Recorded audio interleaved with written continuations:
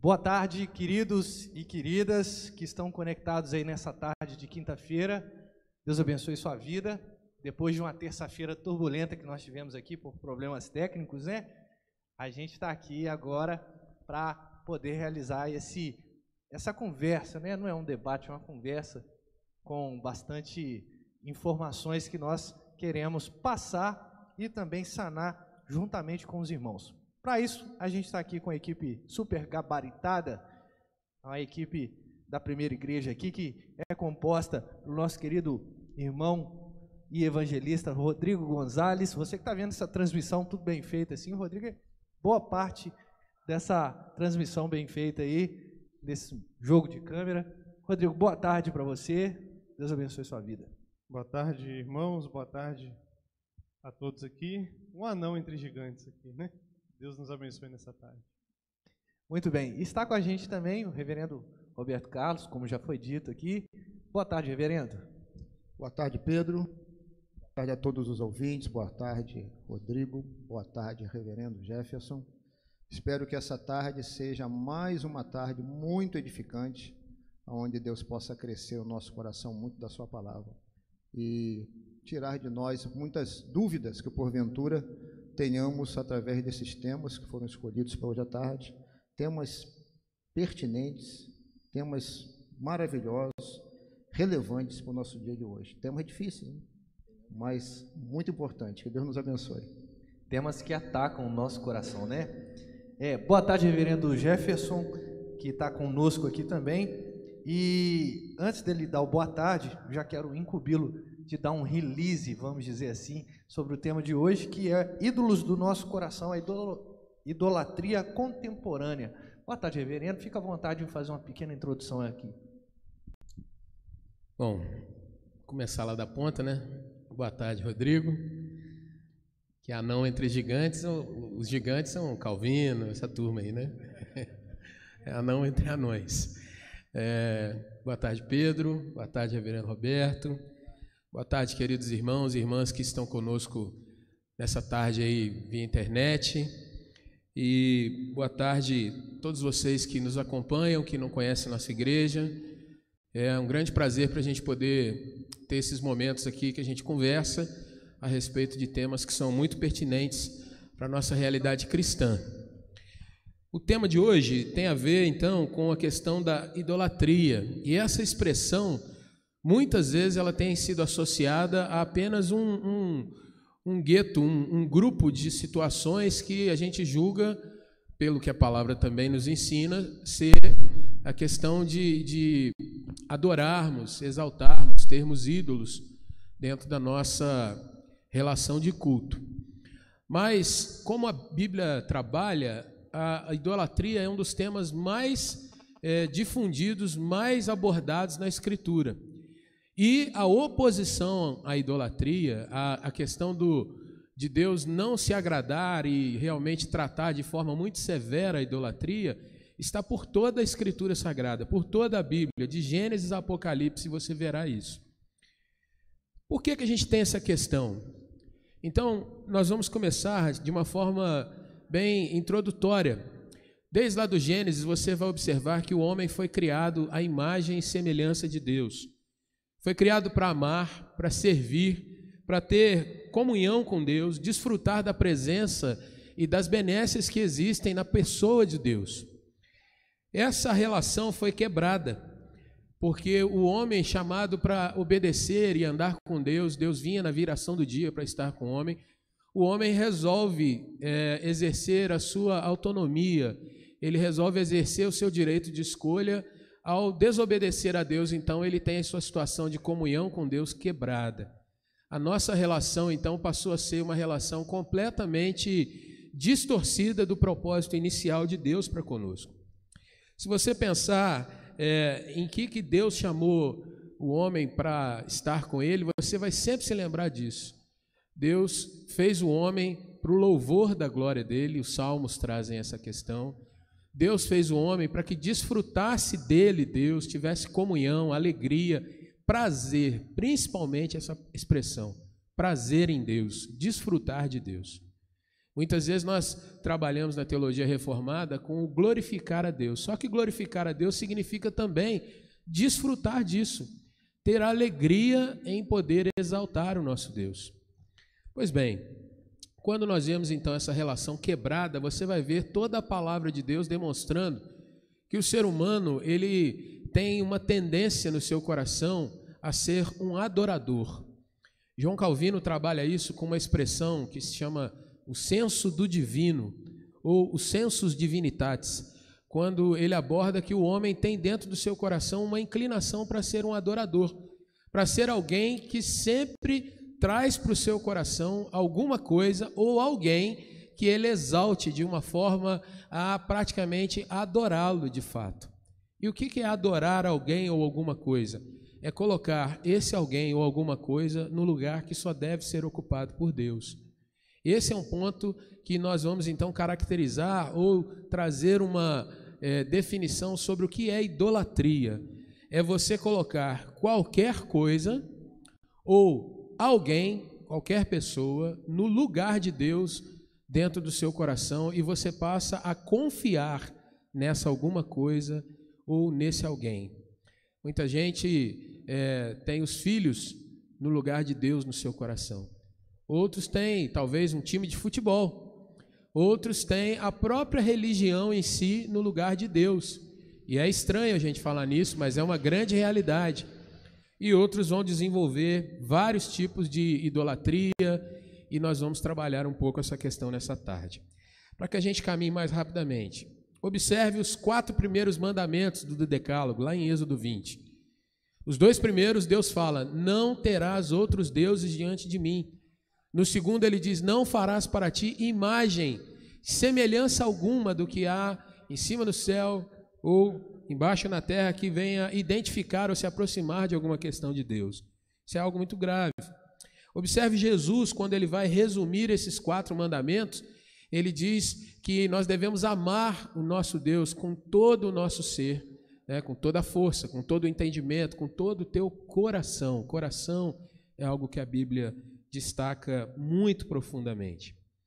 E assim, então, a gente vai poder caminhar hoje entendendo isso. Quando nós confiamos em alguma coisa ou em alguém acima do nosso Deus, nós estamos tirando a figura do Senhor do lugar que é dele, o trono da nossa vida, o centro do nosso coração, da nossa vontade, o centro da nossa reverência e o centro do nosso culto, que é a adoração propriamente dita, e nós vamos colocar outro no lugar. Isso então passa a ser a chamada idolatria. Você que está entre nós, que não congrega, não tem a confissão que nós temos, basicamente você pode pensar que os protestantes acusam outros cristãos de idolatria quando trabalham o aspecto de adorar imagens, se curvar diante de imagens, ter algum tipo de culto, algum espírito, alguma coisa assim, que não seja o próprio Deus. Mas quando nós vamos para a teologia, de fato, protestante, nós vamos ver que esse assunto é muito mais profundo e trabalha com algumas sutilezas que nem sempre nós observamos. Não é que coisas ruins são idolatria apenas, às vezes coisas muito boas tomam o lugar de Deus na nossa vida. E isso é um grande pecado que a gente precisa trabalhar para fugir dele e ser tratado pelo Senhor. Então eu creio que os irmãos aqui estarão respondendo perguntas dentro desse âmbito, mas que você guarde essa introdução. Tudo aquilo que toma o lugar de Deus dentro da sua vida passa a ser idolatria. E aí, mais para o final, a gente vai ver então que o nosso coração pode se tornar uma grande fábrica de ídolos, quando às vezes a gente até com boas intenções resolve colocar alguém ou alguma coisa num patamar, num degrau que não deveria ocupar dentro do nosso coração. Porque ao Senhor pertence todas as coisas, ao Senhor pertence a adoração, dele, por ele, para ele, são todas as questões, é o que Paulo nos ensina, e eu creio que a gente vai avançar mais dentro desse assunto nessa nossa caminhada. Não sei se eu fui claro, mas eu espero ter sido, e assim a gente vai caminhando. Tão claro como a luz do dia. Eu acho que a gente pode até levantar e ir embora, acabou o debate. Posso pegar o cachê? Gente, muito bom. Ficou aí uma pequena introdução a respeito desse tema, que é bem amplo e já começou batendo na gente, né? Incrível como é que essa questão da idolatria está presente em nosso coração. E eu queria direcionar a primeira pergunta para o nosso anão entre os gigantes, né? Mas anão entre os anões, na verdade, o nosso querido Rodrigo, ele se intitulou assim. Rodrigo, a idolatria se restringe apenas à imagem? Bom, como o reverendo Jefferson já deixou muito bem explanado aqui, creio que não é necessário nem acrescentar muitos comentários a isso, mas com certeza não. As imagens, elas são um símbolo exterior daquilo que na verdade está dentro do nosso coração. Como o próprio Calvino falou, o nosso coração é uma fábrica de ídolos, não é? Então, as imagens são apenas algo que o homem exteriormente demonstra, mas na verdade daquilo que está dentro do seu coração, né? Então, a idolatria, na verdade, ela é infinita, a idolatria do coração é infinita.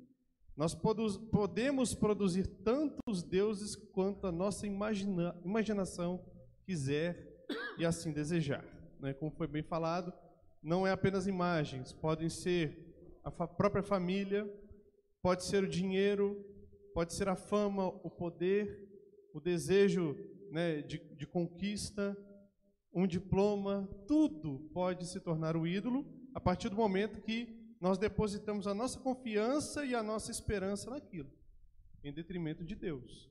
Então, tudo pode ser um ídolo a partir do momento que nós aí retiramos Deus do trono, e nós sabemos fazer isso muito bem, por causa do nosso pecado, por causa da nossa depravação, não é?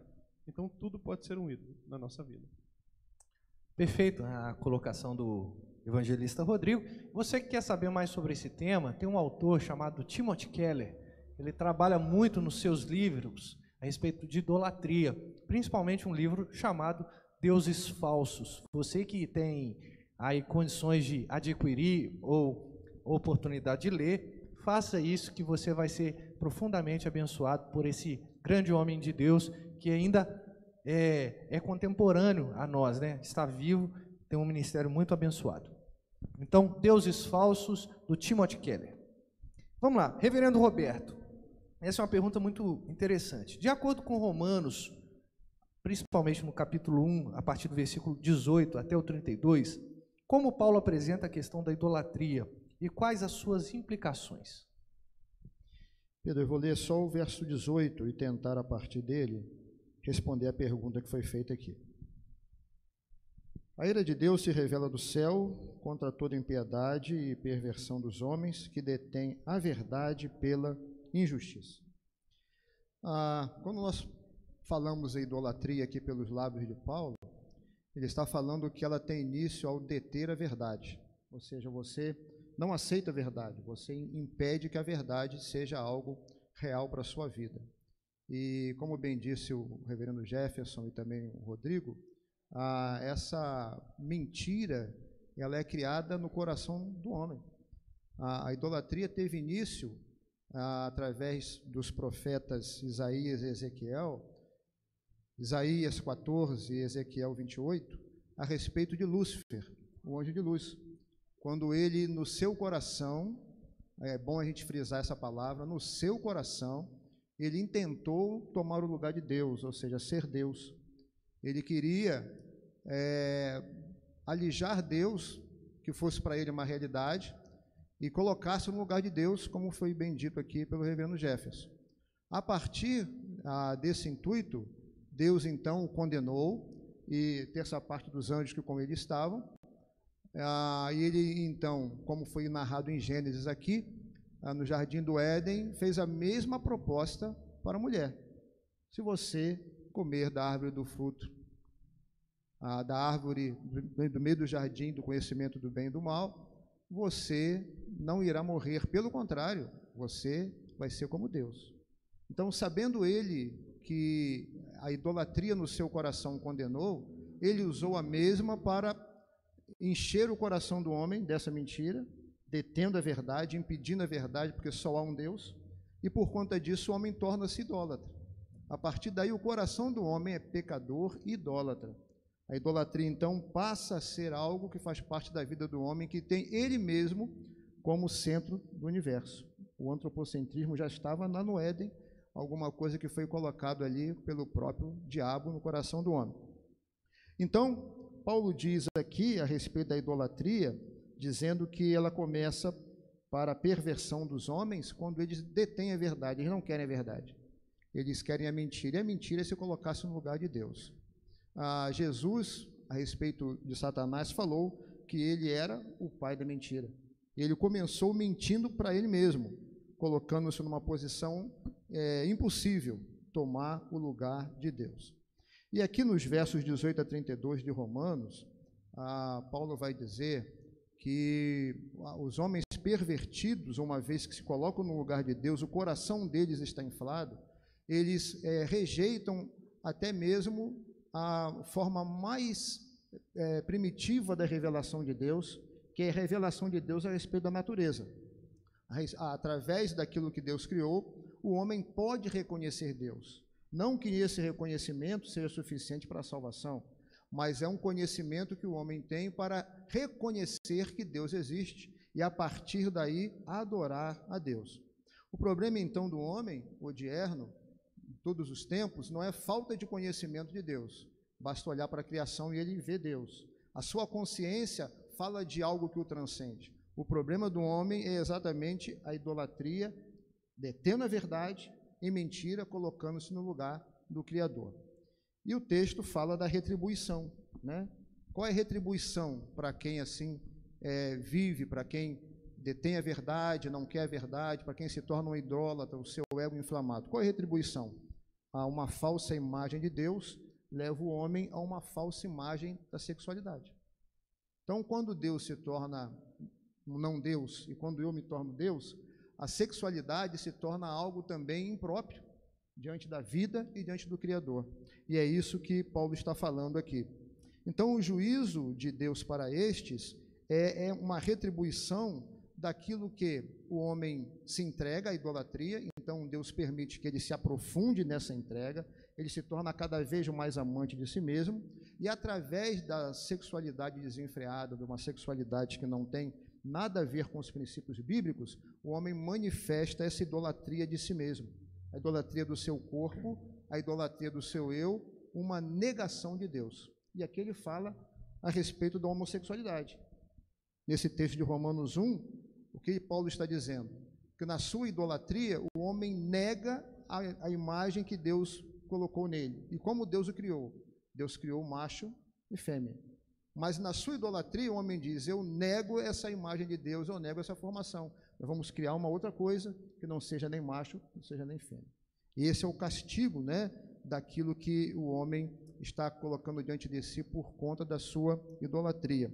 Então, a idolatria, a sexualidade desenfreada, são tanto causa como consequência do juízo divino. É isso que está escrito em Paulo para nós em Romanos 1, 18 a 32. Perfeito. Alguma colocação, reverendo Rubens?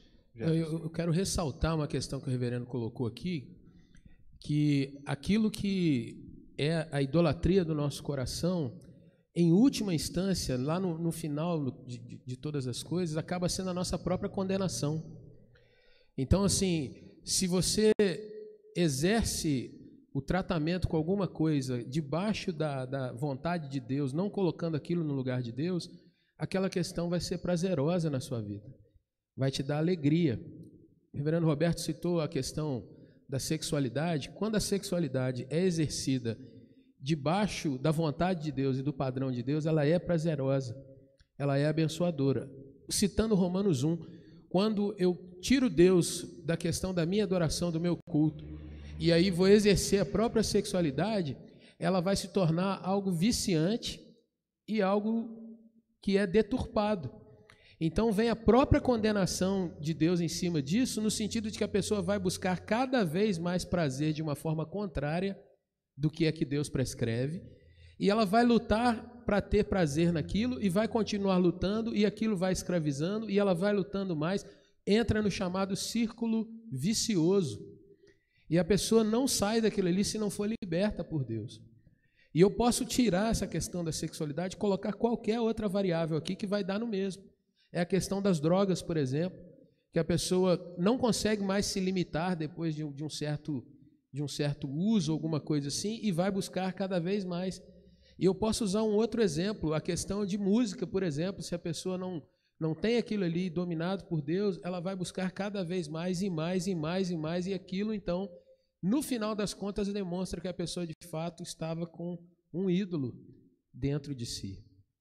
A grande questão é que umas coisas são mais flagrantes do que as outras. Mas eu quero ressaltar e reafirmar isso que o reverendo colocou aqui. Muito cuidado com aquilo que a gente tem no nosso coração. Porque, até um certo ponto, isso pode ser tratado por Deus. O Senhor é paciente, é longânimo, Ele nos perdoa, nos cuida, nos ajuda.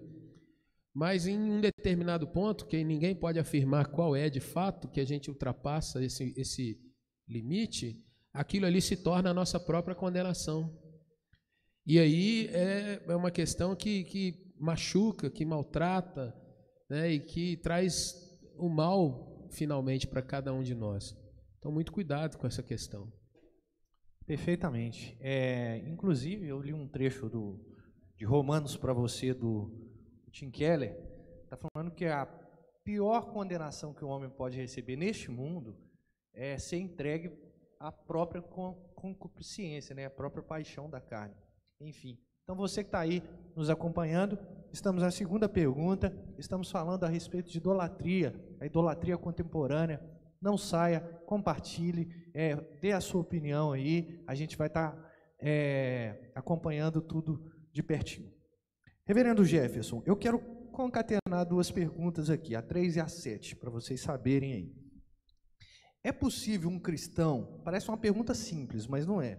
É possível um cristão ser idólatra de outros deuses? Explique. Juntamente com a 7, que é: como o meu coração levanta ídolos, mesmo sendo um salvo em Cristo?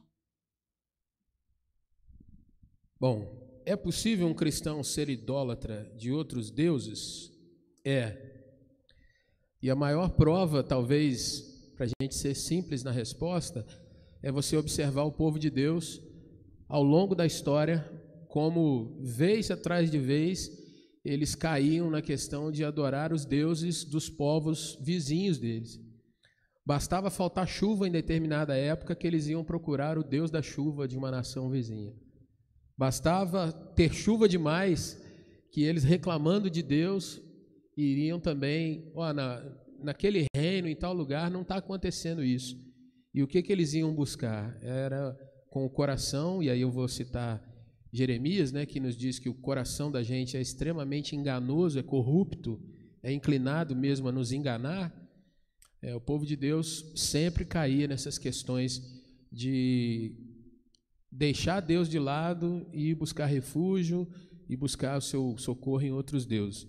Então é possível, e nos nossos dias não é incomum, citando uns exemplos que parecem ser tolos, mas estão presentes na realidade. Quantos crentes, né, não são aqueles irmãos que estão às vezes no domingo na igreja, mas eles vêm para a igreja depois de ter aberto o jornal, né, ou agora a internet, né, para quem é mais moderno assim, numa página de horóscopo, e vai ver lá o que diz, né, qual que é a previsão para o seu dia, você que é do signo lá, sei lá, do rato, do gambá, qualquer coisa assim, você vai ver o que está dizendo para aquele seu signo naquele dia, para você, de repente, achar o companheiro ideal, ou fazer algum tipo de negócio.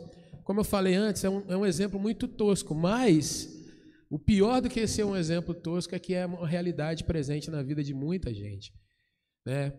Gente que não ouve o Senhor no sentido de olhar para a palavra de Deus, mas às vezes aí, entrando numa questão mais complexa, tem a cultura como a sua idolatria. Então, eu aceito o que a palavra de Deus me diz, porque ela tem bons conselhos, ela tem um padrão moral muito bonito, muito nobre, mas eu coloco esse padrão debaixo, por exemplo, do que diz uma ciência, né? A sociologia, por exemplo, ou a psicologia, e eu não quero desmerecer aqui, sendo muito claro, não quero desmerecer em nada essas ciências, esses estudos, porém, todo tipo de estudo, da matemática, física, da parte mais das humanas, das biológicas, todos eles, você precisa ter em mente que quem criou, a mente que trouxe tudo isso à existência, continua sendo a mente suprema sobre todas as coisas. Então, é possível ter a idolatria mesmo sendo um cristão? É. E esses exemplos eu acho que nos ajudam a ter isso claro. A outra questão está aqui: como que o meu coração levanta ídolos, mesmo sendo um salvo em Cristo? Você é salvo em Cristo, mas ainda é pecador. E você tem dentro de si a convivência da sua antiga natureza caída, quedada a fugir de Deus. Romanos diz que nós éramos inimigos de Deus, éramos filhos da ira, da separação do Senhor, mas quando somos salvos, somos aproximados do Senhor, mas usando um jargão da teologia, nós já somos salvos, mas ainda não saímos desse mundo, nós já estamos em Cristo, mas não estamos ainda totalmente libertos dessa nossa caminhada aqui. E aí, num exemplo também simples, você tem dois cães brigando dentro de si no seu coração. Qual deles vai vencer as brigas que acontecem entre eles? É aquele que for mais alimentado. Então, um cristão que não se alimenta, que não caminha com Deus, que não busca santificação, ele é presa fácil para cair nos enganos desses nossos dias. Ele é presa fácil para começar a deixar a sua própria emoção, as suas paixões falarem mais alto para ele do que a palavra de Deus. E não é difícil a gente perceber isso. Quando você conhece uma pessoa, no mesmo dia você conhece mais outras duas, por exemplo, qual que você vai gostar mais?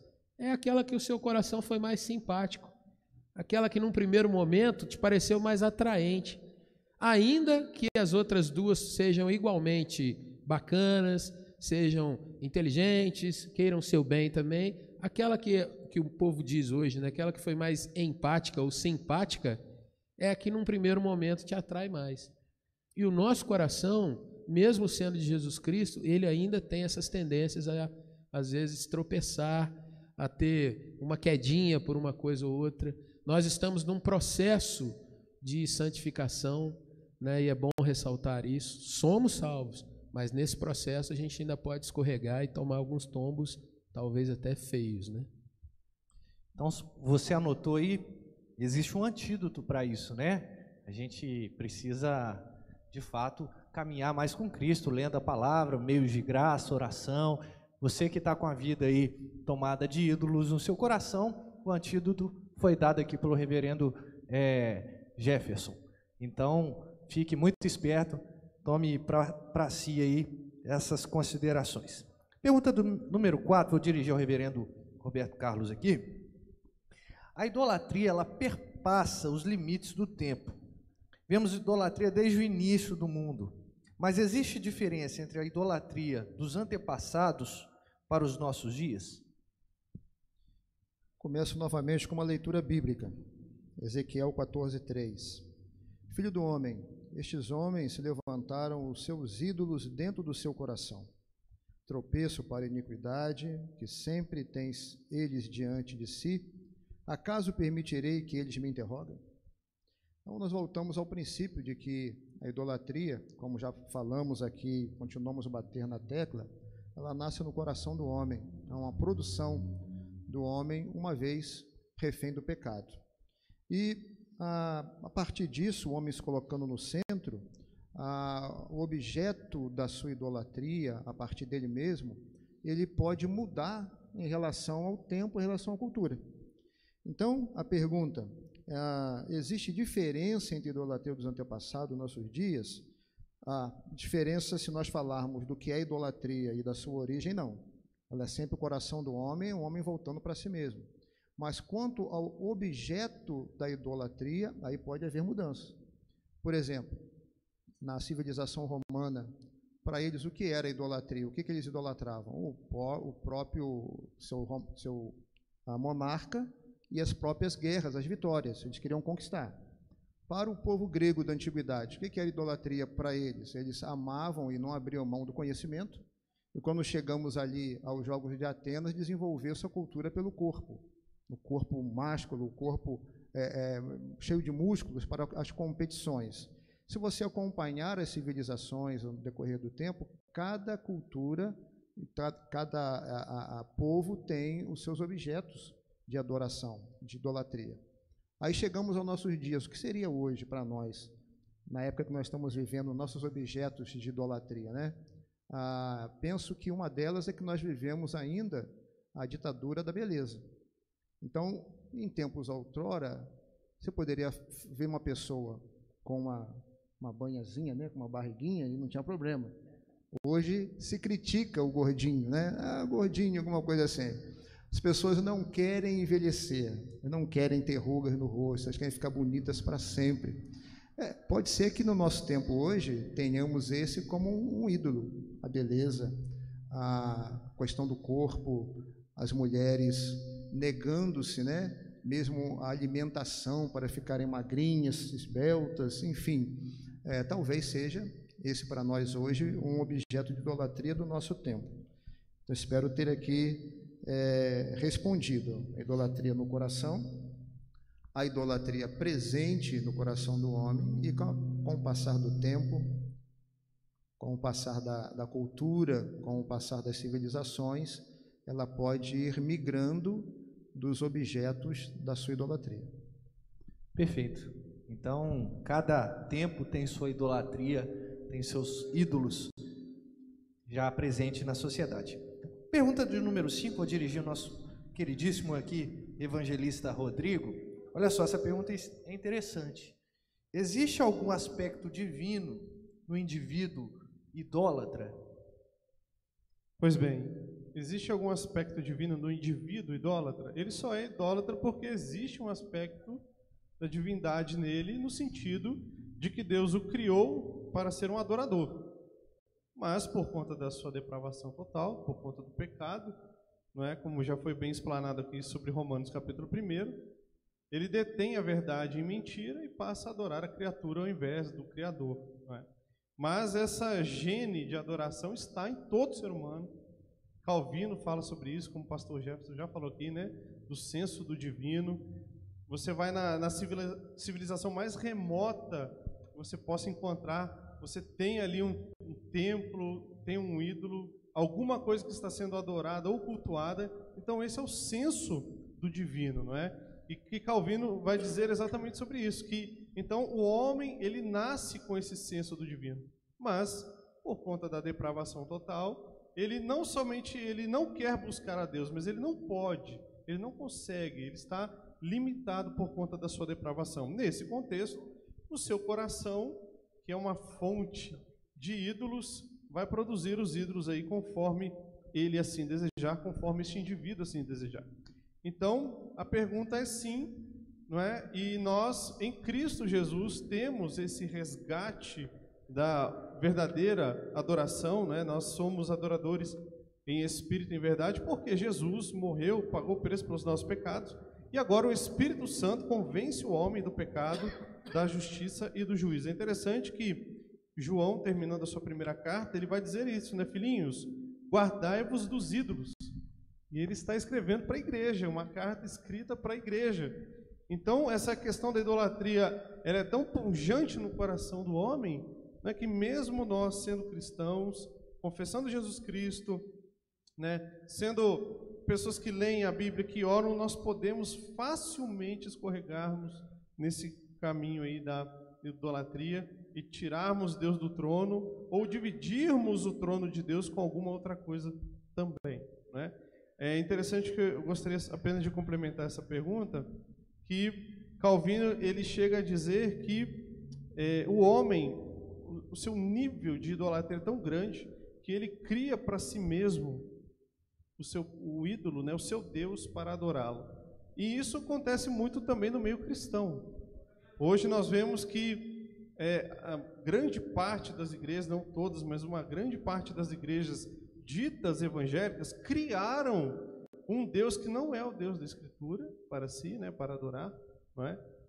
Então nós vemos diversos Jesus, entre aspas, se é assim que nós podemos dizer, diversos deuses, né, com a capa de cristão, capa de cristandade, mas na verdade não é o Cristo bíblico, não é o Deus bíblico Então nós vemos essa diversidade de cristianismos, não é? Essa nossa diversidade hoje, mas na verdade são religiões também idólatras, porque Jesus disse lá em João 17, na sua oração sacerdotal, que a intenção é o conhecimento do único Deus verdadeiro. E o único Deus verdadeiro está revelado de forma bastante clara na página das Escrituras Sagradas. Então, o indivíduo, ele é um adorador por natureza. Ele tem esse senso de ele precisa adorar o transcendente, o além dele, o algo maior, não é? Mas, infelizmente, por conta dessa questão da depravação total, tudo se torna um ídolo aí, né, nesse indivíduo idólatra. Ótimo, excelente. Tenho certeza que você tem sido abençoado aí com essas respostas. E nós vamos já para a nossa próxima pergunta, que eu quero dirigir, que é o reverendo Jefferson. O que é revelação natural, reverendo? E como ela pode interferir na verdadeira adoração ao verdadeiro Deus? Revelação natural é a revelação que Deus faz de si mesmo através da natureza, né, do cosmos, daquilo que foi criado. Tudo na natureza aponta para a existência e para a ação de um ser maior, do Criador. É importante a gente ressaltar que na natureza não vem escrito que é o Deus de Israel quem fez todas as coisas, não vem com essa assinatura, porém vem com a assinatura de o Criador. E é aí que nós devemos estabelecer o nosso olhar, nosso padrão. O Salmo 19 diz que os céus proclamam a glória de Deus. O firmamento anuncia a obra das suas mãos. Um dia discursa outro dia, e a gente vai vendo então que todo o sistema criado por Deus não apenas aponta, mas de fato interage no sentido de expressar adoração, submissão debaixo da regente e poderosa mão do Senhor. Então a revelação natural está ligada à natureza, né, a todo esse sistema de coisas.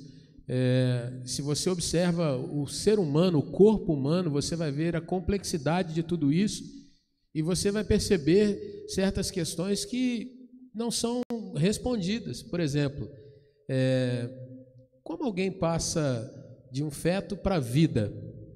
Alguém vai dizer exatamente todos os processos ditos naturais que mostram isso, mas e o fôlego da vida em si? De onde vem? Qual é o clique que traz isso? E o contrário, o da morte também, né? A gente pode explicar de uma maneira física ou biológica todas as coisas, mas a gente nunca explica o porquê. Quem tomou a decisão? Quem chegou no último momento ou no primeiro momento e disse, vai ser assim? Como aquela questão, né? As muralhas de Jericó caem. É um fenômeno físico, porque os instrumentos tocaram numa certa frequência e tal, joia. A física explica o como. Mas quem disse o porquê, de fato, aquelas muralhas caíram? Né? Quem instruiu para falar, faz dessa forma?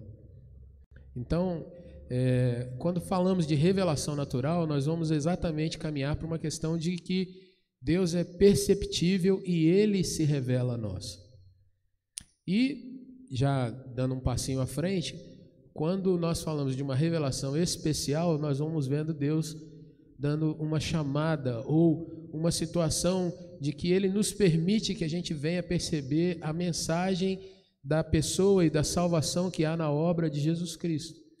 E aí é o momento em que nós temos então uma revelação especial ou uma chamada especial que nós podemos dizer sim à pregação do Evangelho.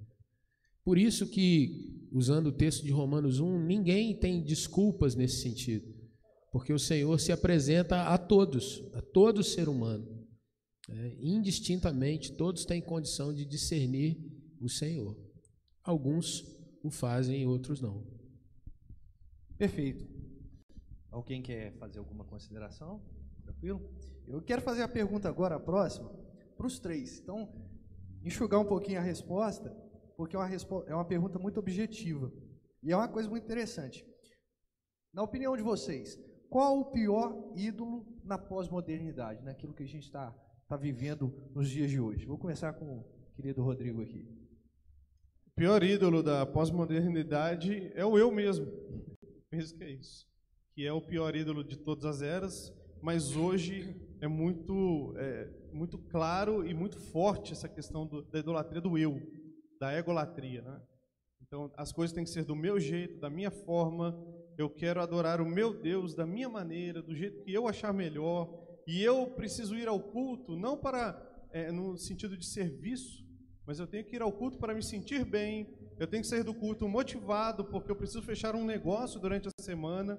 Ou o meu casamento não está muito legal. Então, eu tenho que ir no culto, ouvir uma palavra para que o meu casamento fique melhor. Então, é tudo voltado para o eu. As canções são voltadas para o eu, né? A pregação tem que ser voltada para o eu. Aí vem não estou nem falando das outras religiões. Eu estou me restringindo ao nosso celeiro aqui, tá? As outras eu não preciso nem falar, né? Mas, assim, eu estou falando de nós aqui, no sentido do cristianismo, igrejas cristãs. Então, as pregações têm que ser voltadas para me fazer bem, para que eu saia satisfeito, como se eu estivesse indo a um cinema, a um teatro, né? Então, a pior idolatria é a idolatria do eu. E a nossa geração, com toda a sua modernidade, a tecnologia e também o entretenimento, que é para a satisfação do eu, né?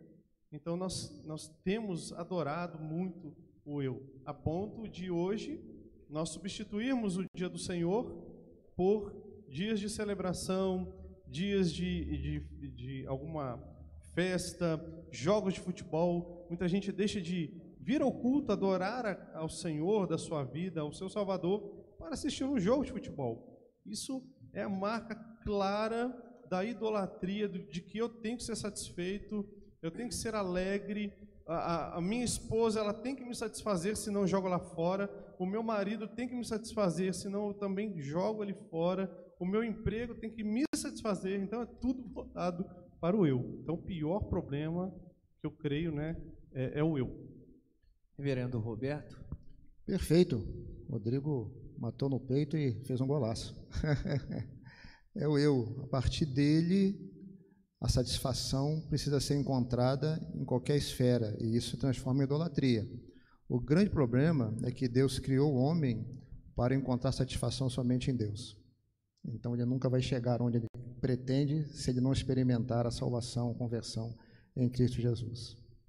Dureza isso, hein? Vereador Jefferson. Concordo. E só usando uma outra expressão, né, que o Rodrigo colocou, o reverendo Roberto aqui também, é a cultura do subjetivismo, né, que está presente no mundo de hoje aí fora. Então você vê, por exemplo, na política, né, a questão de você suprimir o coletivo para que direitos individuais tenham mais proeminência do que o direito do coletivo. Então a coisa vai chegar num individualismo tão grande que daqui a pouco a gente vai ter um caos instituído, porque aquilo que me ofende ou me traz prejuízo é aquilo que te dá lucro, e a gente vai ter que brigar contra isso, e ele entra nessa questão e o outro, porque a coisa vai estar se tornando tão particular que daqui a pouco não vai haver mais um controle sobre isso. Então, essa cultura do subjetivismo, da minha opinião pessoal, né, isso está aí no mundo, e isso não só tem entrado, como tem se tornado um pouco mais rotineiro na igreja. E aí vem essa questão, né? Aquelas frases de efeito bonitas: você merece ser feliz, né? Eu tenho direito de ser feliz. Então, peraí, vamos olhar o direito com calma e vamos olhar o que é ser feliz de verdade, porque tudo isso vai se tornando cada vez mais distorcido, né? O que é ser feliz de fato? E aí alguém vai falar assim: é ter uma alegria, ter um prazer, mas isso é felicidade? Ou isso apenas reflete alguns momentos, e não vou entrar nessa questão aqui, mas alguns momentos em que você de fato teve um antegozo, alguma coisa, mas será que foi para isso que você foi feito? Ou isso é para ilustrar alguma coisa que está projetada para a eternidade, que você está querendo puxar para antes? Tipo assim, eu quero ver o final do filme lá no começo, que aí depois eu vejo com calma o que vai acontecer. Eu acho que esse é o pior ídolo que a gente tem. né, cultivar alguma coisa dentro do subjetivo, dentro do eu acho, eu penso, eu quero, eu desejo, né, enquanto a gente deveria voltar para o que a palavra nos ensina, que é, olha a profundidade da riqueza, do conhecimento de Deus, da sua sabedoria. Quem foi lá e deu primeiro para ele? Não, foi ele que veio até nós, porque dele, por ele, para ele são todas as coisas. E nessas todas as coisas, eu não só sou satisfeito, sou abençoado, sou alimentado, como eu desfruto de um prazer, como Jesus nos ensinou, né, uma paz que excede ao entendimento racional que a gente possa ter. Excelente. Inclusive, tem uma rede social famosa, muito usada por todos nós aqui, que parou de quantificar a quantidade de likes, quantificar, né, os likes que as pessoas dão, né, nas fotos, nas postagens, porque está trazendo algo maléfico, né? Alguns ficam muito felizes. Eu tenho tantos likes, pessoas se vão o cantor aí famoso, né, chegou a lançar disco, né? Troca o likes, para mostrar o que é a cultura dos nossos dias, né? Quantos likes teve a sua postagem? Quantas? Porque as pessoas querem o seu ego inflado, né? E é interessante que nas redes sociais a vida de todo mundo são flores, né? É um arco-íris pintado, tudo rosa, tudo maravilhoso, tudo colorido, né? Essa falsa imagem que também é idolatria. Você querer transmitir para as pessoas uma coisa que você não é, que a sua família não é, né? E você coloca aquilo. Então, todo mundo é feliz nas redes sociais, todas as famílias estão muito bem, os filhos são todos muito bem educados, disciplinados. É um mundo... tem que tomar cuidado, porque as redes sociais têm o seu benefício, e é um instrumento de Deus, né, na divulgação da palavra, no ensino, mas tem que tomar cuidado, porque é um mundo de ilusões, é um mundo de fantasias, né? Aquela foto ali, será que ela representa a realidade daquela família, daquela pessoa? A maioria das vezes não. Então se tornou um palco idólatra também, em que as pessoas adoram a felicidade, o sorriso falso, né? Uma falsa impressão. Então nós como cristãos, né, temos que ser bastante polidos, tomar cuidado também na questão das redes sociais. A famosa autopromoção, né? Isso é muito perigoso. Eu quero aproveitar esse momento do debate aqui, que a gente está falando desse assunto, e quero pular logo para a pergunta 11. Aí estou falando isso para o pessoal da técnica aí ficarem ligados. Queria uma opinião de vocês, em curtas palavras também, que vocês elenquem ídolos contemporâneos que os cristãos devem tomar cuidado. Quero começar com o reverendo Jefferson dessa vez. Elencar de maneira mesmo sistemática aqui o que a gente deve tomar cuidado dentro das igrejas, ou no nosso ciclo evangélico. Bom, eu acho que a primeira coisa que a gente deve tomar cuidado é a gente pensar bem qual é o espaço, qual é a profundidade que Deus ocupa dentro do nosso coração. Isso é algo que todos nós temos nas nossas canções, nas nossas conversas, aquele diálogo ou aquela palavra dizendo assim, não, Deus é tudo para mim. Deus, se Ele não fizer, Ele é Deus, se Ele fizer, Ele é Deus. A gente sabe cantar. Mas a grande questão é que basta uma outra canção, para a gente não ser injusto, basta Deus dizer não, né? Basta Ele dizer um não, que de fato o nosso coração começa a mostrar o que tem dentro dele. A gente vai dizer, Ele continua sendo bom, continua sendo Deus, ou a gente vai começar a pensar assim, peraí, será que Deus me ama de fato? Então um cuidado que eu creio que a gente precisa ter sempre é isso. O meu coração ele é submisso a Deus em todas as situações, ou só quando Deus me é favorável, entre aspas? Outra coisa é a gente não ter, com relação à doutrina e à nossa visão, aquele ar de superioridade e nos agarrar nisso, pensando que os demais crentes, outros irmãos, estão numa situação assim, tão carente, tão miserável, que a gente precisa olhar para eles com um pouco de piedade e ajudar. Não é bem assim. Nós somos salvos por graça, e essa graça atende aqui e atende lá. Então a gente precisa tomar muito cuidado em não tornar a nossa caminhada dentro da igreja, da própria doutrina, uma vida de soberba, que vai resultar em idolatria.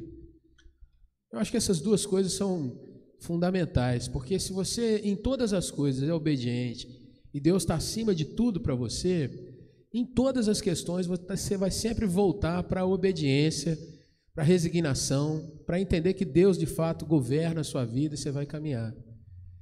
E procurar andar com os irmãos em companheirismo, em comunhão, ainda que haja essas diferenças, e há mesmo, não estou aqui para negar de forma nenhuma, mas procurar ajudar, mais do que separar e atrapalhar. Eu acho que são duas questões que eu acho que são importantes. Eu acho que os irmãos vão contribuir bem mais aí. Reverendo Roberto? Como a pergunta, o reverendo Jefferson respondeu muito bem e diz ídolos contemporâneos que os cristãos devem tomar cuidado, eu fiquei pensando muito exatamente dentro do nosso arraial, né, dentro da igreja. E existem aqueles ídolos, talvez até imperceptíveis, que estão bem presentes. Por exemplo, o ídolo da inferioridade. Existem pessoas que, dentro da igreja, se percebem inferiores a outras, porque olham para si e não percebem talentos, não percebem valor, estão sempre se colocando abaixo dos demais irmãos em Cristo. E, portanto, tem dificuldade de relacionamento, dificuldade de se aproximar do outro, dificuldade de se envolver com alguma coisa, porque olham para si com um olhar apequenado. E, às vezes, é um ídolo que está no coração da pessoa, a pessoa não compreende, não percebe que não poderia se comportar assim. Todo cristão tem valor.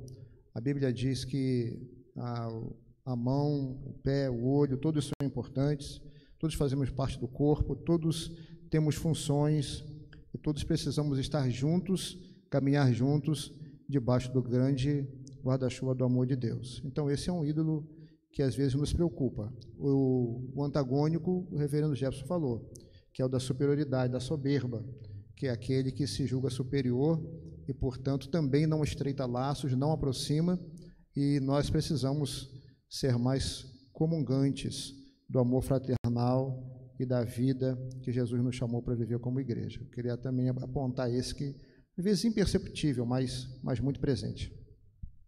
Rodrigo? Eu creio que um ídolo hoje, e a gente tem que fugir, é a questão do dinheiro também. As pessoas dizem, né, que o dinheiro não compra a felicidade, então me entregue o seu e seja feliz, né? Mas eu creio que o amor ao dinheiro, como diz a Escritura, é a raiz de todos os males mesmo, né? Então hoje, como em todas as épocas, mas hoje também, nós vivemos em um tempo de prosperidade. Olha só a tecnologia que nós temos, a ciência muito avançada, graças a Deus por isso. Nós não somos contra a ciência, pelo contrário, né? Nós cremos que a ciência ela serve a Deus, no sentido que nós entendemos que é Deus que abre a mente e o coração do homem para descobrir essas coisas, e que descobrir como não quer dizer que você anulou Deus. Você simplesmente entende agora o funcionamento de uma lei, que é uma lei que Deus sustenta. Então, nós somos totalmente, né, a favor da ciência. Mas, enfim, voltando aqui, o amor ao dinheiro, e isso tem entrado nas igrejas a ponto de nós, cristãos, entre aspas, né, nós fazemos cultos totalmente voltados ao dinheiro. Eu não sou cauda, eu sou cabeça, eu tenho que ter o melhor carro, eu tenho que ter a melhor casa, eu tenho que ter as melhores roupas, não é?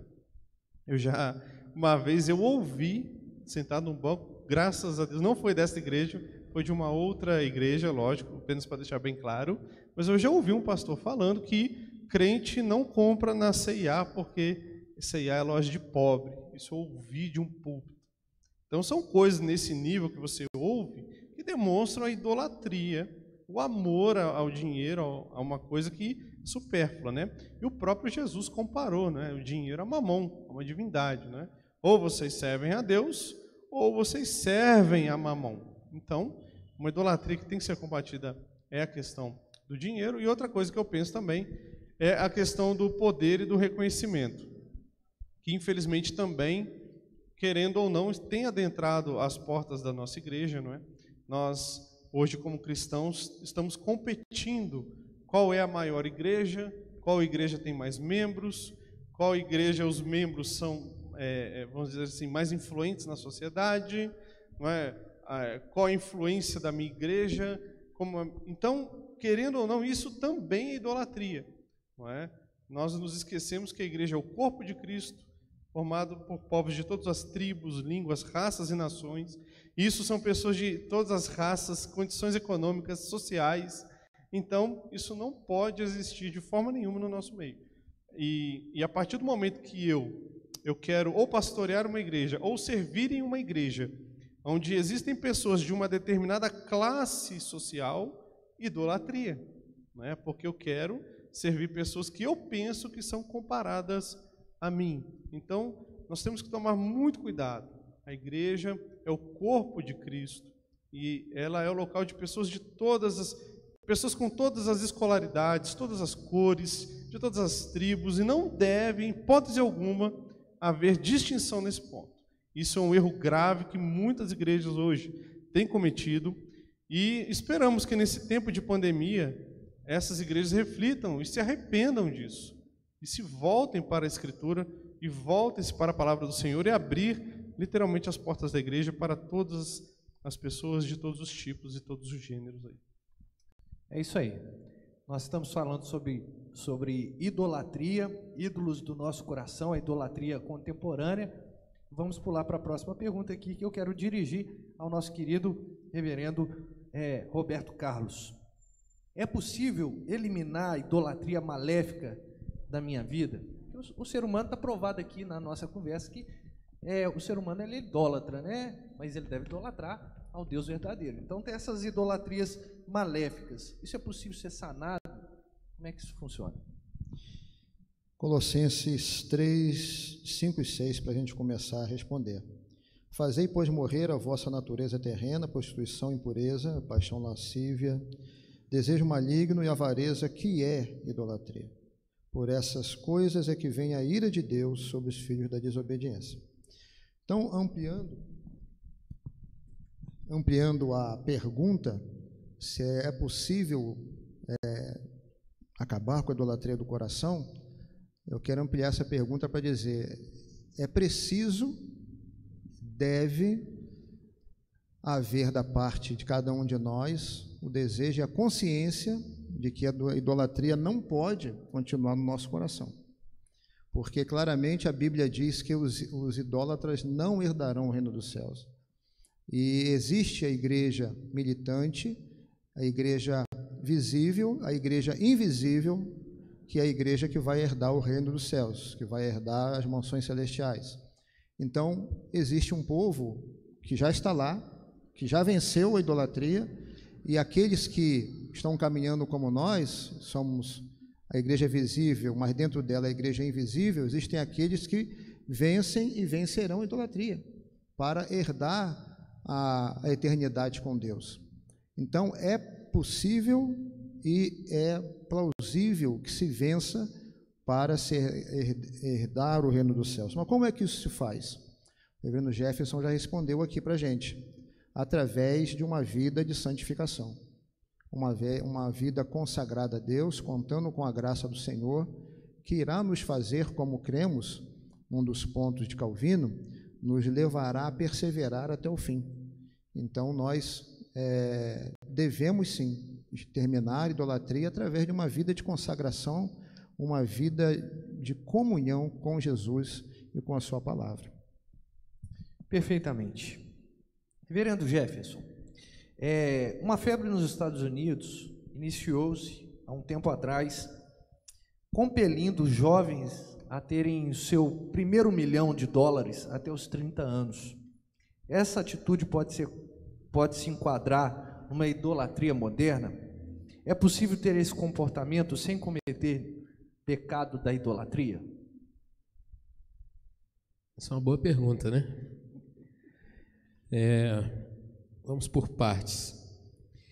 Esse fenômeno, né, o chamado movimento Yankee e a questão de produzir dentro da juventude a independência financeira, a questão da possibilidade de compras e conquistas, e se a gente for por um lado mais altruísta da coisa, seria assim, produzir no jovem a questão de que ele, ainda numa idade bem baixa, ele tem a condição, talvez, de já sustentar sua família, de ter a sua casa, né, de poder ir e vir com o seu automóvel, alguma coisa assim. Isso relativamente é muito bonito até. E eu acho, e agora falando como pai, é o desejável para os nossos filhos que eles tenham a sua vida, que eles caminhem. 1 milhão não, mais, né? Não é? E nem quantificar, né? Porque vai pensar o que se vai fazer. Mas eu creio que, e aí é que vem a questão, por mais altruísta que seja esse pensamento, ele vai estar imbuído de uma das situações que a gente colocou lá no início. Muitas vezes a gente atribui a questão da idolatria a algo mal, bem pintado de uma forma incorreta. Mas às vezes aquilo que a gente julga que é bom, que é algo virtuoso, na realidade aquilo se torna um competidor, um adversário do nosso Deus no nosso coração. E nesse caso, ele vai se tornando flagrante, porque o que pode estar embutido nessa questão? É a questão de que você não é o 1 milhão, ou 1,5 milhão, ou 500, não é o valor em si, mas é a questão de você almejar ser independente. Ou seja, eu tendo com que conquistar as coisas, para que eu preciso de Deus?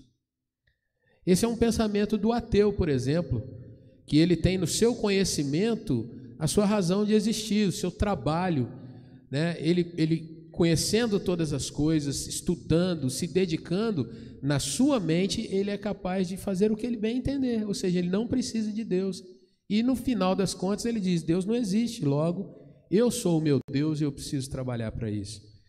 Então, nesse tipo de pensamento, buscando que um jovem, ou agora um cidadão mais idoso, o que quer que seja, ele vá apenas trabalhar no sentido de adquirir riquezas, a gente vai cair numa palavra que Jesus deu, né?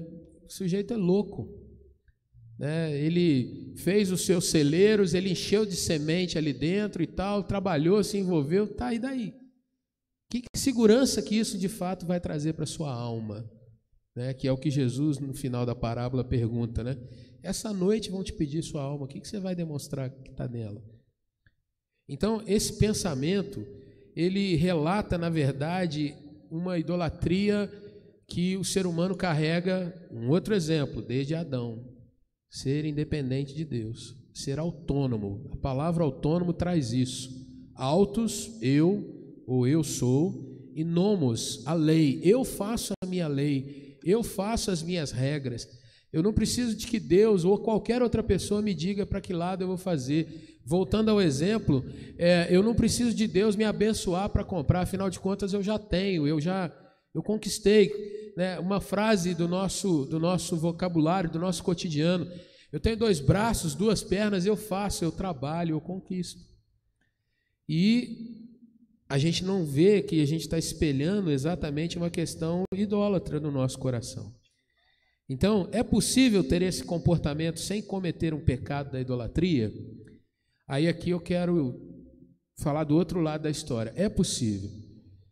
Se você olhar o pensamento dos reformadores, você vai observar que eles instruíam os crentes a que trabalhassem, e trabalhassem muito, a que sim pudessem ter as suas conquistas financeiras, mas que eles fossem sempre ajudadores de outras pessoas.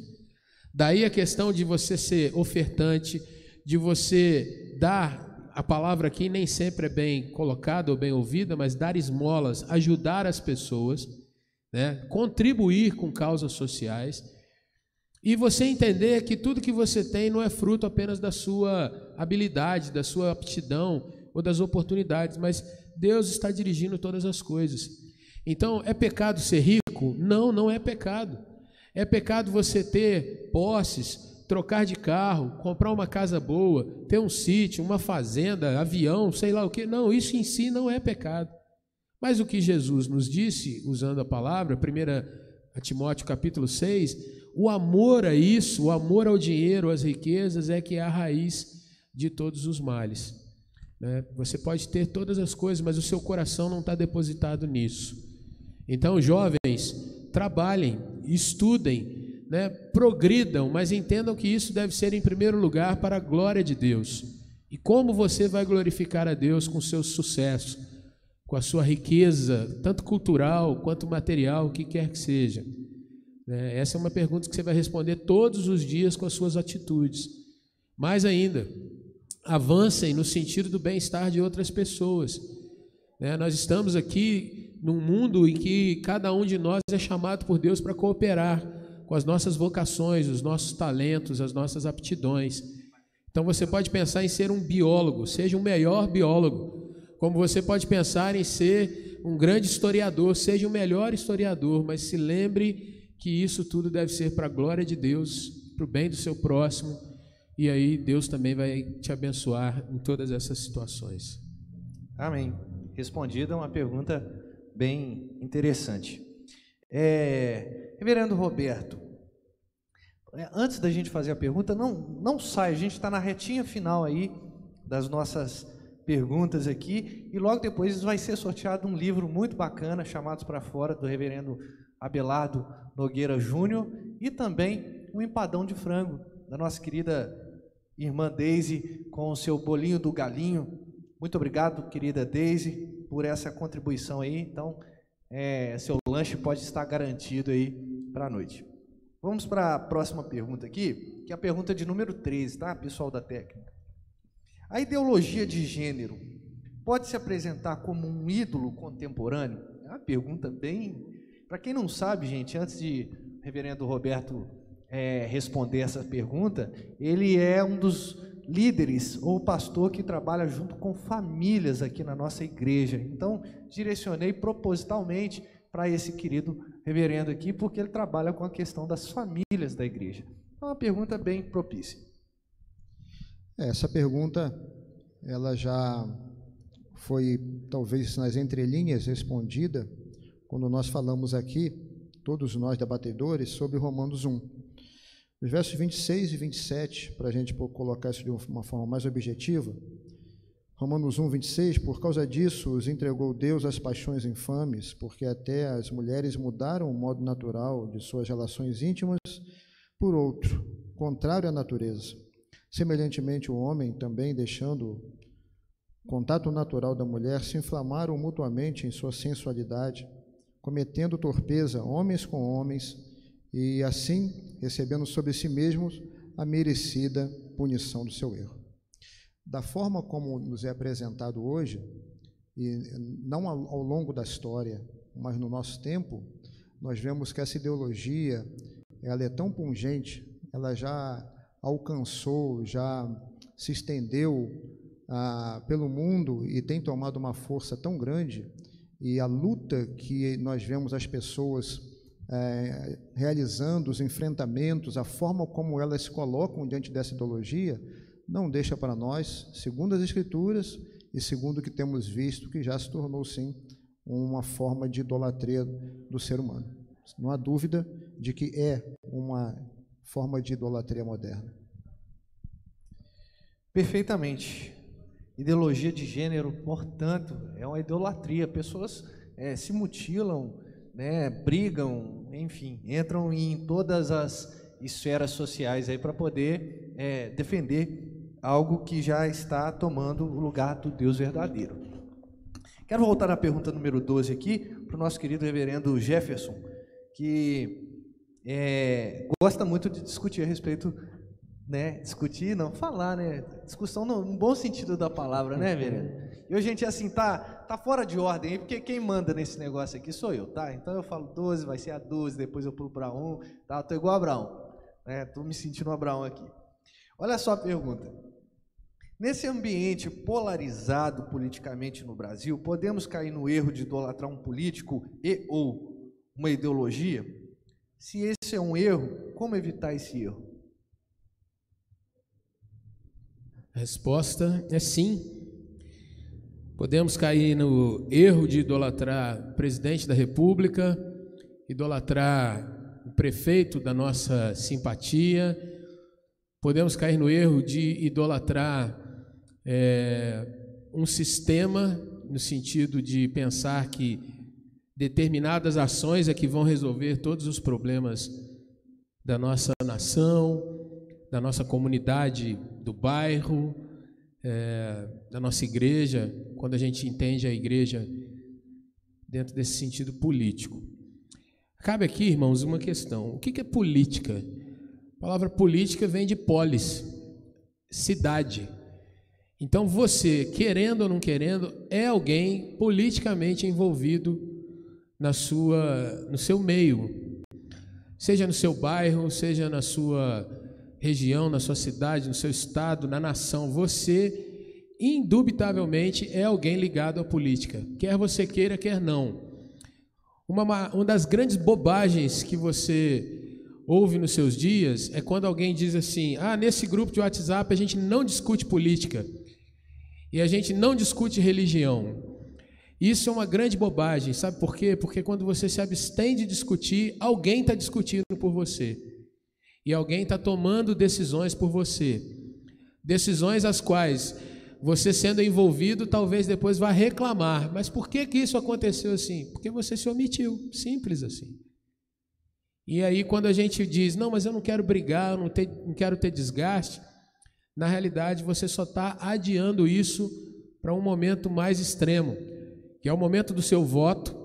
O nosso país hoje está extremamente polarizado, porque a turma sempre entrou nessa: não vamos discutir política, não vamos discutir política. Quando chegam as eleições, alguns tomaram um baile porque pensavam que a coisa ia ser de um jeito e não foi. E hoje a gente vê o movimento tentando destruir o que foi feito há 1 ano e meio atrás nas eleições. Há um grande grupo que está tentando até mesmo anular, e eu não estou falando aqui de impressão, estou falando de fato.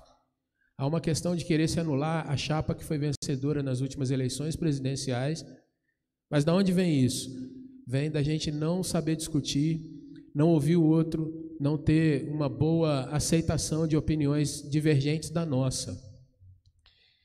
E aí a gente volta para uma questão que é o seguinte: como crentes, seja quem for que estiver no poder, essa pessoa foi colocada ali por Deus. Então, se eu sou de uma posição, de um entendimento que é divergente do entendimento que está hoje no poder, qual é a minha função? É todos os dias orar para que Deus me abençoe em meio a algo que eu acho que é contrário ao que eu penso. É Deus me dar sabedoria para lidar com isso. É Deus me dar condições de, a despeito de caminhar junto ou não, eu ter condição de viver, trabalhar, cuidar da minha família, desenvolver o bem-estar do meu próximo. E se eu sou alguém que simpatizo, sou favorável a quem está eleito, quem está à frente, eu tenho que orar da mesma forma, para que eu não caia no erro de depositar a minha confiança não no Deus que governa todas as coisas, mas depositar a minha confiança num homem que é cheio de pecado, que é cheio de erros, que tem as suas limitações, que tem os seus desencontros, que é gente como eu, que está sujeito a errar em qualquer momento. Então, uma grande bobagem é alguém dizer, e aqui eu quero pedir licença para os irmãos, uma grande bobagem é alguém dizer assim: o Bolsonaro é o salvador da pátria. Isso é uma mentira absurda, porque ele é um homem semelhante a nós. Mas uma outra grande bobagem é alguém dizer ele também é o destruidor da pátria, porque se foi o Senhor quem tem direcionado todas as coisas, e como crentes nós cremos nisso, nós deveríamos ter a tranquilidade de saber que Deus nos capacita para andar e andar bem no meio de todas as coisas. Então, nem idólatra e nem completamente extremista, militante do outro lado, né? Se a Bíblia é a Bíblia que eu sigo, que eu obedeço, sabedoria em todas as coisas. E fugir da idolatria, fugir daquela questão de usando o nosso presidente aí, né? De novo, perdão aos irmãos, ele não é um mito, né? Ele não é o Messias, como alguns às vezes trazem. Na realidade, é um servo da nação, ele está ali para trabalhar pelo povo. Se a gente tivesse essa consciência, todos nós, a gente o veria como alguém que está servindo a nação, e a gente deveria lutar pelo bem do povo, muito mais do que o meu bem particular, daquilo que eu gosto, que eu não gosto, se ele é simpático, se ele não é, enfim. E isso vale, esse mesmo raciocínio, para o nosso prefeito aqui, né, que a gente deveria tratar como alguém que é funcionário da nossa cidade, que é alguém que está ali porque foi eleito pelo povo num sistema democrático de governo que é o nosso, mas está ali para servir a cada um de nós como cidade, ou como governo federal, ou como deputados. O nosso país, né, prima pelo governo democrático, né? Democracia, kratos é governo, demo é do povo, governo do povo. E mais uma bobagem, manifestações democráticas ou antidemocráticas, né? Vamos aprender o que são essas expressões para a gente ver se esse tipo de rotulação está correto ou não, né?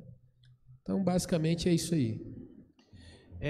Enquanto pastor licenciado da Igreja Presbiteriana do Brasil, eu quero deixar bem claro para você que está nos assistindo que a Igreja Presbiteriana do Brasil, ela não tem um partido político, tá? Nós estamos aqui num contexto discutindo sobre política, um pedacinho da política, mas a Igreja Presbiteriana do Brasil, ela não levanta nenhum tipo de bandeira.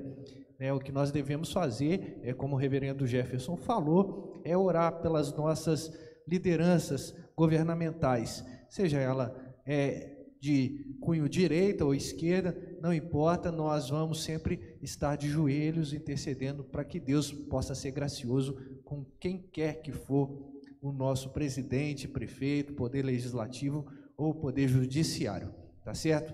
Pedro, só uma questão que eu acho que é importante. Naquilo que estiver errado, seja presidente, prefeito, governador, que ele responda pelos erros. Naquilo que estiver certo, que a gente também reconheça o valor dos acertos. E é isso. Perfeito. É uma colocação muito pertinente.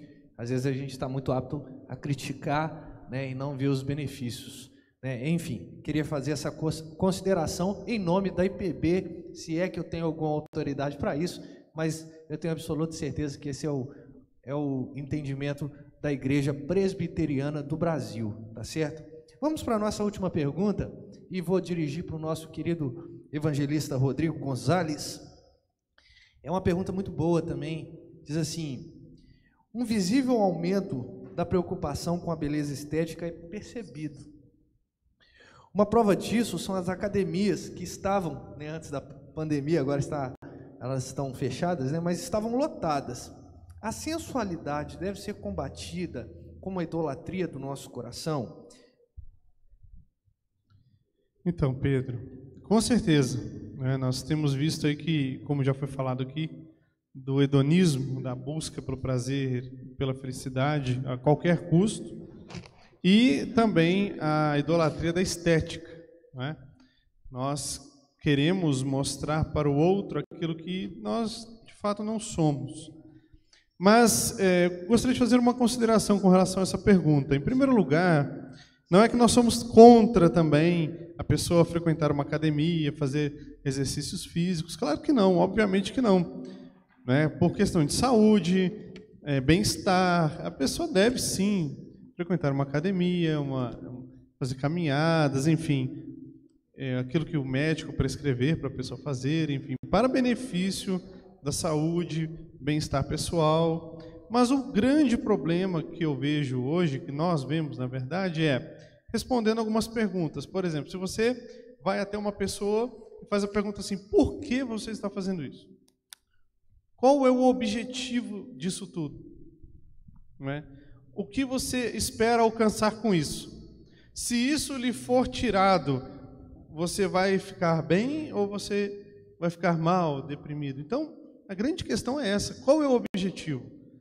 Tudo na nossa vida, né, tudo que nós devemos fazer, como já foi falado aqui pelo reverendo Jefferson, é fazermos para a glória de Deus, é buscar, né, sermos satisfeitos em Deus. Mas, infelizmente, se nós questionarmos, a maioria das pessoas que fazem academia, que andam com suas roupas coladas no corpo, ou mostrando grande parte do corpo, né? A roupa se tornou um acessório para esconder o mínimo, vamos dizer assim. Qual é o objetivo disso? Para que isso? É mostrar o corpo, é mostrar a sua sensualidade, né? Como já foi falado aqui sobre Romanos capítulo 1, né? Deus entregando as pessoas ao seu próprio pecado. Então fazer academia, gente, não é coisa ruim, é ótimo para a saúde, para o bem-estar, para o ânimo, combate depressão, ansiedade, é maravilhoso, né? Muitas vezes você está nervoso, vai lá na academia, puxa uns ferros, como o pessoal fala, né? Dá aquela desestressada, é muito bom. Porém, qual é o objetivo? Por que eu estou fazendo isso?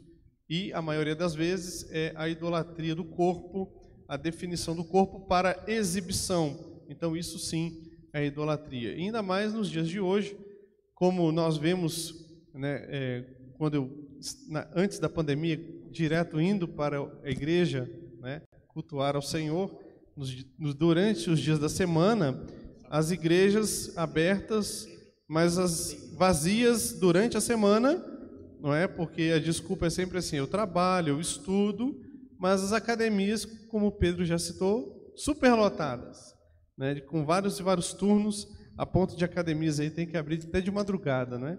Então, nós temos que tomar cuidado com isso. Qual é o meu objetivo? Por que eu estou fazendo isso?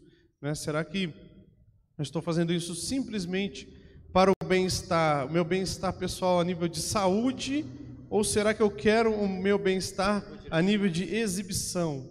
Eu quero demonstrar uma beleza que é vã e que é passageira e que não acrescenta nada na minha vida. Então, sim, podemos considerar isso como uma idolatria, a idolatria do corpo, fruto também da idolatria do eu. Eu tenho que estar bem em todos os aspectos e o meu corpo tem que ser o mais bonito, o mais visível e, inclusive, o mais desejado. As mulheres aí, elas gostam de postar fotos em redes sociais e me permita fazer aqui uma crítica entre parênteses, algumas irmãs escandalizando o evangelho, colocando roupas sensuais, tirando fotos sensuais e colocando versículo bíblico, não é? O Senhor é meu pastor e nada me faltará, com aquela roupa decotada, sensual. Você está escandalizando o evangelho, você tem que parar de fazer isso, abandonar esse pecado e parar com isso.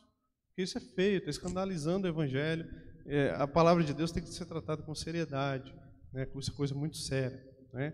E é interessante que Paulo lida questão de roupas, questão de vestimentas nas suas cartas.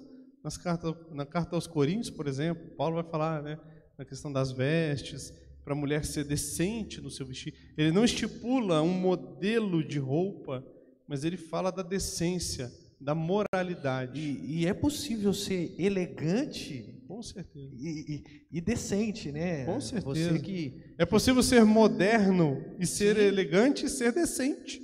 Não é porque eu sou moderno que eu tenho que exibir o meu corpo, não é? Então, sim, é muito perigoso e quem está nessa prática deve repensá-la, tá? E abandonar esse pecado.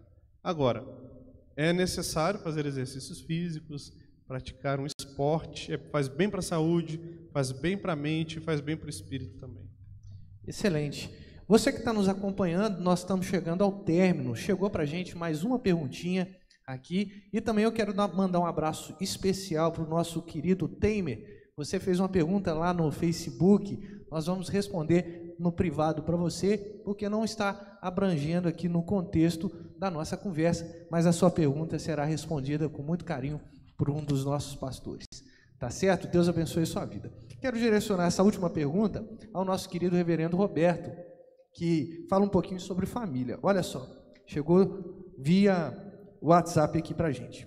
Como lidar com a idolatria de terceiros? Entre parênteses aqui, familiares, por exemplo.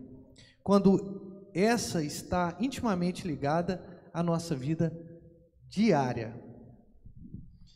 A gente entende que esse irmão ou irmã que manda essa pergunta é uma pessoa convertida, um cristão, e que vive no seio de família onde outros ou algum familiar está vivendo em idolatria, e isso tem lhe trago bastante incômodo, né? A nossa orientação nesse sentido é que você, em primeiro lugar, continue firme na sua fé em Deus, procure dar bom testemunho dessa conversão, para que o seu familiar ou familiares vejam Cristo em você E quando falamos de bom testemunho, falamos de amar essa pessoa ou estas pessoas que estão na sua casa, que são praticantes da idolatria. Ame essas pessoas, dê um bom testemunho, interceda por elas, não deixe de interceder e procure alguns meios bem simples para poder levar a essa pessoa o evangelho, não somente através do seu testemunho. Por exemplo, você pode apanhar uma literatura, um folheto e deixar em cima da mesa, em algum lugar bem visível, para que o seu familiar, ao passar, veja e pode suscitar nele o interesse de desfolhar e olhar o que está escrito. Você está ministrando a ele a palavra de Deus sem abrir a sua boca. Você pode, na sua cultura musical, colocar para tocar dentro da sua casa, em alguns momentos, hinos, louvores ao Senhor. As letras estarão também falando a essa pessoa do amor de Deus e de quem é o Senhor. Não seja agressivo, não aponte o dedo, não diga que essa pessoa está indo para o inferno por conta da sua idolatria, mas através do amor, através da oração, o Espírito Santo, na hora certa, através dos meios que são utilizados, ele irá trabalhar o coração dessa pessoa e, quem sabe, sendo este um escolhido, você vai louvar a Deus, você vai glorificar a Deus pela conversão dessa pessoa. Mas, pastor, por que você está me dizendo isso? Porque na minha família eu fui o primeiro a ser convertido. Entendo bem o que você está passando e sei que esses conselhos que eu recebi no iníciozinho da minha juventude me ajudaram. E dentro do meu lar, as pessoas que comigo conviviam vieram também a conhecer o Senhor. Então ame, não deixe de amar e de colocá-los na presença de Deus, ok? Muito bem, nós queremos agradecer a sua participação, a sua audiência. Quero agradecer aqui o evangelista Rodrigo, tá? Muito obrigado pela sua participação, Rodrigo, ao nosso querido reverendo Roberto Carlos e também o nosso reverendo Jefferson, que quer fazer para você uma indicação de um livro muito bom também, que ele já teve experiência com ele e que fala desse assunto. Portanto, reverendo Jefferson. Bom, quero agradecer por poder estar mais uma vez com os irmãos aqui, uma alegria muito grande. E eu queria deixar uma sugestão para você que quer inteirar-se um pouco mais, conhecer esse assunto com mais calma, fazer uma boa leitura na sua caminhada. É esse livro. Qual câmera? A 1, 2, a 3, a 6? Nós temos diversas câmeras aqui, olha só que beleza.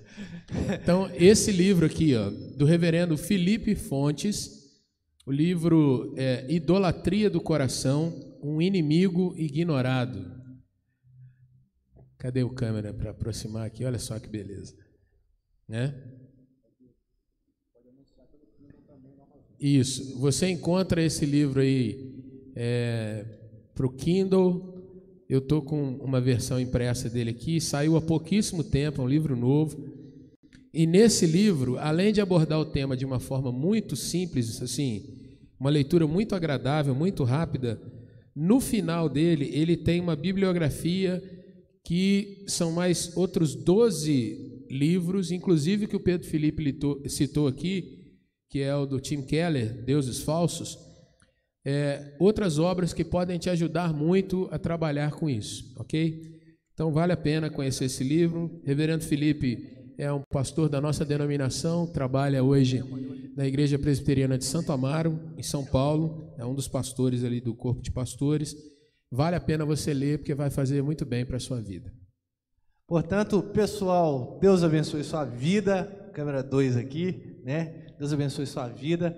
Nós vamos passar aqui para o nosso querido Abraão, que vai fazer o sorteio de um livro do reverendo Abelardo Nogueira Júnior e também de um empadão de frango que está aqui esperando por você. Deus abençoe.